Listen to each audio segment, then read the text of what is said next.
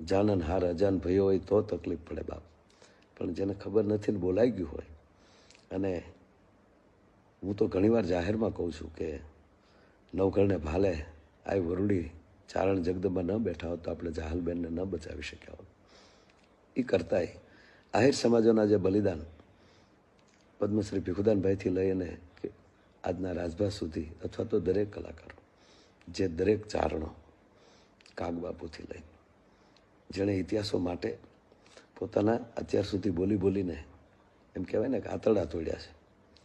તો બાપ, આ ઘટનાથી, આ નિવેદનથી ચારણ સમાજને દુઃખ, પણ અમને પણ દુઃખ જ છે. ગિરીશાપાથી લઈ અને ચારણ સમાજના દરેક મોભીઓને કહું છું, કારણ ભલે તમે અમને મામા કહો, પણ અમે તમારા ચરણની રજ છીએ.